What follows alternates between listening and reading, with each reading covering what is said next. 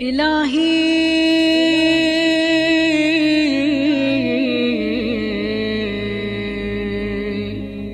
ما أنا بأول من عصاك فتبت علي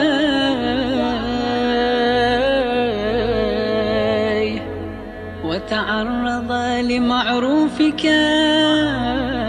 فجدت علي يا مجيب المضطر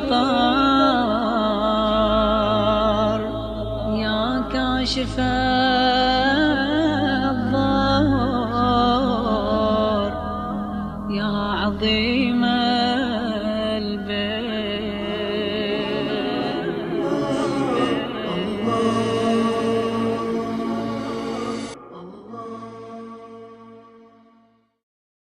أعوذ بالله السميع العليم من الشيطان اللعين الرجيم. بسم الله الرحمن الرحيم.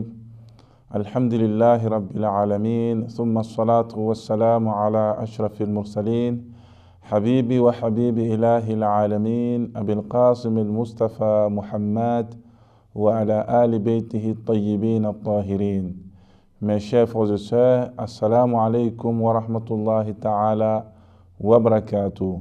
Nous sommes dans le cadre du dogme islamique et comme prévu depuis certaines séances, nous avons commencé à parler en réalité de certaines compréhensions, certaines connaissances concernant mes chers frères et sœurs du dogme islamique que nous avons commencé à enseigner, chers frères et sœurs.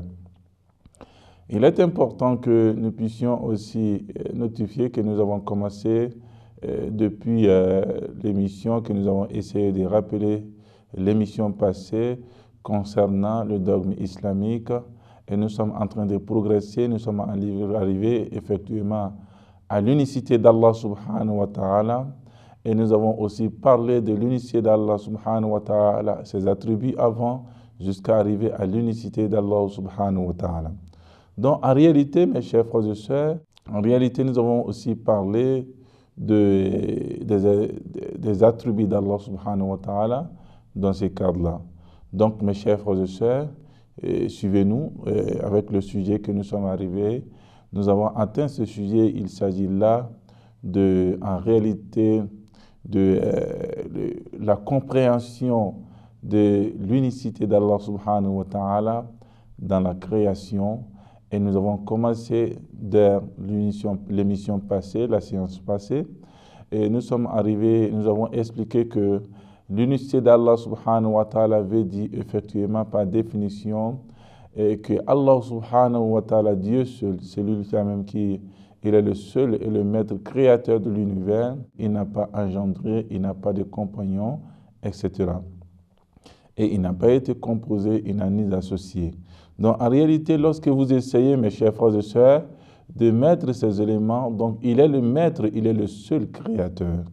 Donc, subhanahu wa ta'ala, Allah subhanahu wa ta'ala, tout à fait clair que nous pouvons essayer de comprendre en réalité que Dieu, lorsqu'on dit qu'il est le maître des créateurs, il est le seul créateur de tout ce qui se trouve dans l'univers, il faut comprendre aussi dans le sens large de ce terme-là, il ne serait pas seulement se limiter que Allah subhanahu wa ta'ala, il a créé seulement que Adam, notre père, ala nabiyina wa alayhi salam, et effectivement, lorsque vous essayez de voir tous ces éléments-là, et que la paix d'Allah subhanahu wa ta'ala soit sur notre prophète et sa sainte famille, et sur notre père Adam, et vous pouvez essayer de voir en réalité que ce n'est pas seulement limité à la première personne que Allah subhanahu wa ta'ala a créée. Et ça s'est limité seulement que là. Et cette personne a pu produire d'elle-même. Et je vais parler de notre père Adam et notre mère Hawa, qui ont pu produire en réalité les descendants que nous sommes aujourd'hui, l'humanité, les hommes qui vivent sur la terre aujourd'hui. Vrai, mes chers frères et sœurs, il ne s'agit pas de là, mais tous ces produits, toutes ces créations dans ces créatures, mes chers frères et sœurs, vous verrez avec moi que Allah subhanahu wa ta'ala, il a commencé par la création d'Adam, et que la paix soit sur lui et sur notre prophète, le prophète de l'islam, Muhammad, ainsi sa sainte famille, ainsi que sur notre père Adam. Donc il a créé, ce n'est pas comme il a créé la première personne et s'est arrêté là, et cette personne-là a pu produire encore sa descendance et des progénitures. Donc mes chers frères et sœurs, vous verrez avec moi que Allah subhanahu wa ta'ala, il a créé, et il a créé, après avoir créé Adam, il a continué dans la création, et il faut comprendre la création d'Allah subhanahu wa ta'ala dans l'existence par la possibilité que nous avons, Mumkinatul Wujud, Dieu il a pu créer tout et il continue à créer, mes chers frères et sœurs. Il a créé aussi, ce n'est pas seulement la création, et c'est lui-là même il a la gestion des affaires. Parce que la création se fait dans un cadre de gestion, dans un progrès, lorsqu'on veut parler de la création physique des êtres humains et des autres créatures, ça se passe de façon progressive. Donc, lorsqu'il y a de façon progressive, mes chers frères et sœurs, vous êtes d'accord avec moi que lorsqu'on parle de la création, il s'agit celui-là même qui a créé la première créature, et c'est cette donnée-là qui continue toujours à créer, et cette création continue jusqu'à nos jours. Et effectivement, il a seulement créé, il ne s'est pas arrêté là, la subsistance aussi, il nous a accordé en tant que des créatures, la subsistance afin que nous puissions survivre sur cette terre pendant un moment bien donné. Il nous a créé, il a créé l'atmosphère pour nous, l'oxygène pour nous, il a aussi créé, mes chers frères et sœurs, tout ce qui nous entoure lorsqu'on veut parler de ce genre-là. Allah subhanahu wa ta'ala, lorsqu'il crée, il ne crée pas une chose, une créature, et la laisser indépendamment. Non, cette créature a toujours besoin d'Allah subhanahu wa ta'ala pour vivre ou survivre. Pour vivre, il a besoin de l'air, pour vivre, il a besoin de la nourriture, pour vivre, il a besoin de la santé, pour vivre, il a besoin de beaucoup de choses, des forces intellectuelles, etc. Donc Allah subhanahu wa ta'ala, c'est celui-là même qui donne ces forces-là, qui donne cette intelligence à l'être humain, qui lui donne le progrès physique.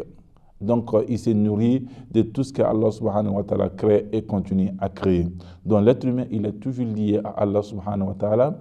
Il n'est pas comme Dieu a pu créer l'être humain, et l'être humain lui a confié toutes choses et la création tout. Non, Allah subhanahu wa ta'ala, il est le maître créateur, et nous avons toujours besoin, en tant que des créatures, de pouvoir quand même survivre sur cette terre.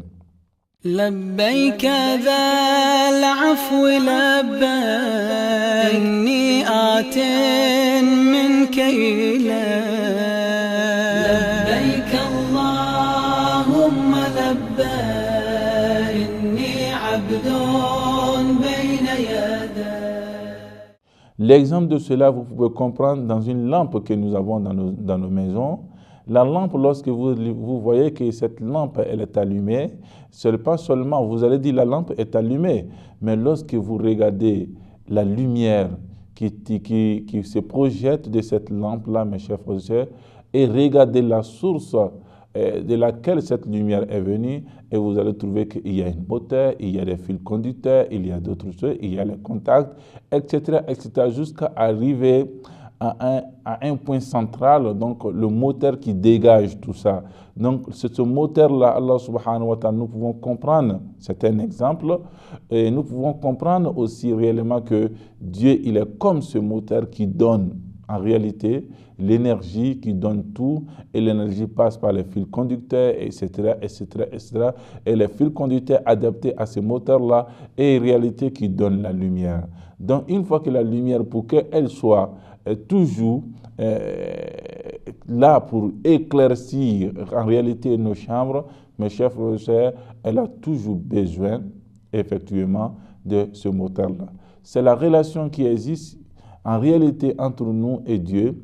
Pour Allah subhanahu wa ta'ala, il nous a créés, nous sommes comme l'exemple d'une lampe, et les fils conducteurs sont en nous que nous ne voyons pas. Allah subhanahu wa ta'ala, il est la source qui nous donne chaque jour la vie. Et c'est ce qui a été exprimé dans le Saint-Coran. Il dit chaque jour, il est dans une autre programmation. Donc Allah subhanahu wa ta'ala, il programme toujours. Ce n'est pas comme il nous a créés, après la création, nous fier toutes choses et cette dépendance, si on peut s'exprimer ainsi, mes chers frères et sœurs. Ce qui est plus important encore à vous rappeler, mes chers frères et sœurs, concernant les preuves en réalité de l'existence, l'unicité de Dieu dans sa création, vous verrez avec nous, mes chers frères et sœurs, que Allah subhanahu wa ta'ala, dans le Saint-Coran lui-même, il a essayé de nous définir réellement le rapport qui existe entre le Créateur qui est lui-même, Allah subhanahu wa ta'ala, et les créatures que nous sommes, nous et les autres créatures qui se trouvent sur cette terre. Dans le Coran, il nous dit ceci, Qul man rabbus samawati wal ard, qulillah. Il dit que repose la question, qui est en réalité le propriétaire, celui qui gère, le gestionnaire de tout ce qui se trouve dans les cieux et sur la terre. Il dit, c'est seulement que Allah subhanahu wa ta'ala. Qulillah, le prophète dit encore, Dieu, il est le créateur de toutes choses. C'est cette partie-là qui nous intéresse, mes chers frères et sœurs. Dans le fait de dire que Dieu a créé, il a fait après la créature, et après avoir créé comme étant une montre, après avoir composé l'être humain, il a confié l'être humain toutes choses, comme si la montre est le guide d'une montre qui évolue et qui nous donne aussi le temps et l'heure. Donc, mes chers frères et sœurs, voici ces deux preuves pour dire que Dieu, il y a la preuve logique. Allah subhanahu wa ta'ala, lorsqu'on regarde en réalité, il est le créateur de ce monde. Et dans la création, il faut comprendre ce sens large du terme pour dire que seulement il n'a pas créé la première personne et se détacher de cette personne. Et il a créé, il continue à créer parce que nous avons besoin toujours de lui pour survivre sur cette terre. Il est aussi le gestionnaire en réalité de ce monde. Et nous avons besoin toujours de lui. Il est comme nous avons dit, il est la cause principale de l'existence de façon générale. Et lui, ici, il nous accorde la subsistance. Donc, cette subsistance doit être continuelle pour que nous puissions vivre sur cette terre. Nous avons donné l'exemple de cette lampe. Et Allah subhanahu wa ta'ala, il a dit dans le Saint-Coran, « Qul Allahu khaliqu kulli shay » Il dit, Allah subhanahu wa ta'ala, il est le créateur de toutes choses. Ça, c'est le premier point, mes chers frères et sœurs. Et lorsque nous arrivons dans l'unicité d'Allah subhanahu wa ta'ala, en réalité, dans sa création, il y a trois opinions que nous pouvons essayer de vous exposer et après de choisir parmi ces opinions-là, parmi les savants et musulmans et les autres savants.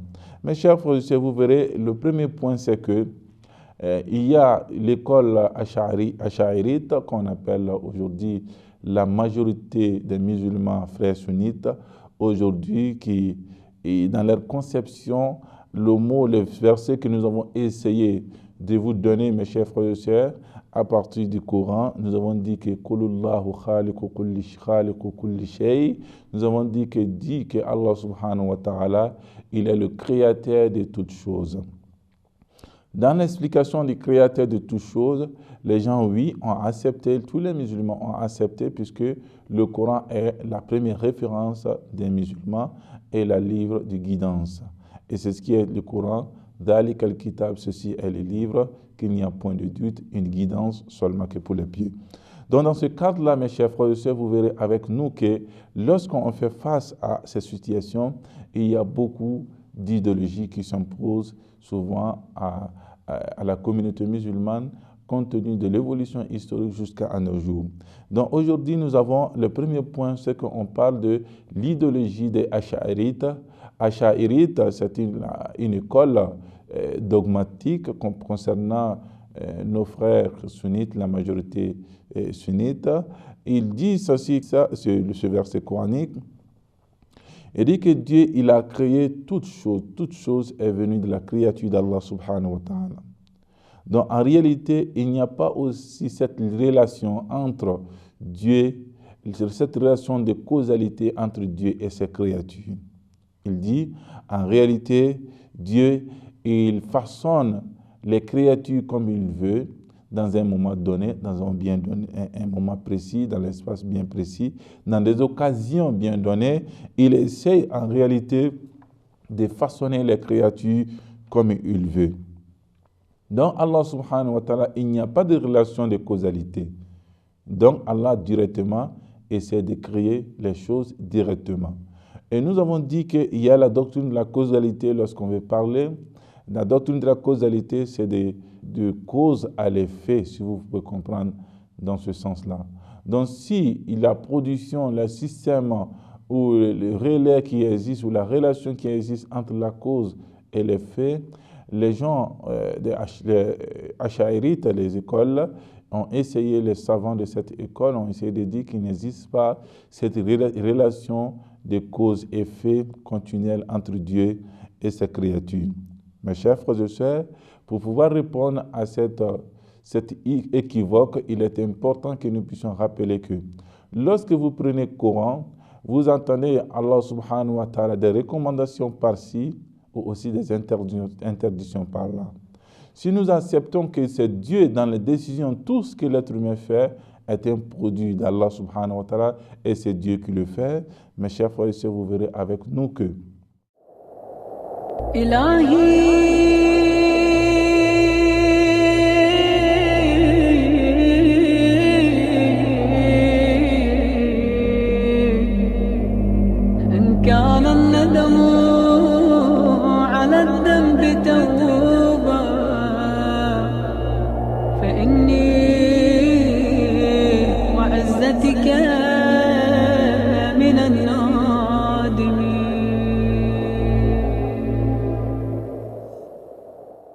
Allah subhanahu wa ta'ala, il nous interdit, il nous recommande de poser des actes ou nous interdit des actes.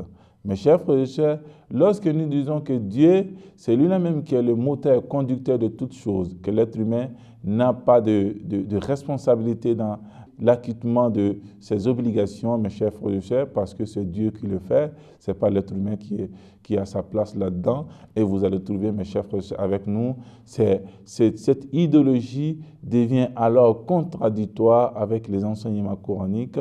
L'enseignement coranique qui nous interpelle, lorsque vous prenez le Coran, vous allez trouver en réalité « Fala taj'alu lillahi andada » n'associe point une autre divinité à Allah subhanahu wa ta'ala. Mes chers frères et sœurs, c'est une recommandation de la part d'Allah subhanahu wa ta'ala. Il dit ceci dans le Saint-Coran, « Anzalna minas sama'i ma'an fa'anbatna bihi hada'iqa dhata bahja » Et nous avons fait descendre du ciel de la pluie, de l'eau. Fa'anbatna, nous avons fait pousser bihi avec cette eau. Des jardins qui sont vraiment beaux à voir.